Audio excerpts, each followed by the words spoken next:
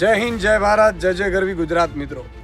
મિત્રો હું અત્યારે જે ઊભો છું એ આ ગુજરાતની બોર્ડર છે અને સામે છે એ મહારાષ્ટ્રની બોર્ડર છે. આપણે ડેડિયાપાડાના વિસ્તારમાં ઊભા છીએ. આજે મને અહીંથી જાણવા મળ્યું કે અહીંયા મહિને 1500 થી 2000 હોય મળી રહે તો આ લોકોને સ્થળાંતર કરવાની જરૂર ન પડે.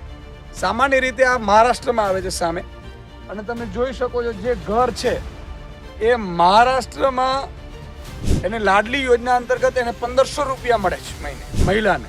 2-3 મહિલાઓ એટલે 4,000-4,500 રૂપિયા મળે છે. તો ત્યાં સ્થળાંતર અટકી ગયું. નહીં તો અહીંથી આપણે આ વિસ્તારમાંથી જે આદિવાસી સમાજ છે એ જાય છે અહીંથી અંકલેશ્વર, ભરૂચ મજૂરી કરવા. 3 મહિના ચોમાસામાં, 4 મહિના અહીંયા રહે, બાકી 8 મહિના મજૂરી કરવા બહાર જાય. જ્યારે મહારાષ્ટ્રમાં આ યોજના લાગુ પડી ત્યાં ભાજપની સરકાર છે. ત્યાં આ લોકોને જે 1500 રૂપિયા લાડલી યોજનામાં મળે છે એ યોજનાથી આ લોકોનું સ્થળાંતર અટકી ગયું. બીજું આર્થિક સહાય મળી. અને આજે પંજાબમાં પણ ભગવત માન અને અરવિંદ કેજરીવાલજીએ જે વચન આપ્યું હતું, ગેરંટી આપી છે કે SC/ST સમાજની બહેનોને 1500 રૂપિયા અને બાકીની મહિલાઓ જે જનરલ મહિલાઓ છે એને 3000 રૂપિયા 1000 રૂપિયા મહિને, એટલે 3000 ને 4500 3 મહિનાના ભેગા આજે જ જમા થયા. ત્યારે પંજાબની બહેનોને પણ આ લાભ મળવાનું શરૂ થયું. તો ગુજરાત સરકારને મારી વિનંતી છે કે આ મહારાષ્ટ્ર સરકાર તમારી જ ભાજપ સરકાર છે.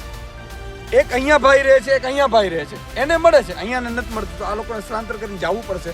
ગુજરાત સરકારને વિનંતી કરું છું કે ગુજરાતની બહેનોને પણ મહિને 1500-2000 રૂપિયા આપો.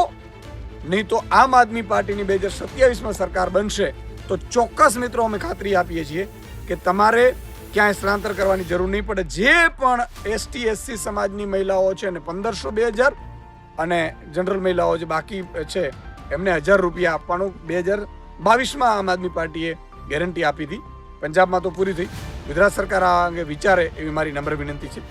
જય જય ગરવી ગુજરાત.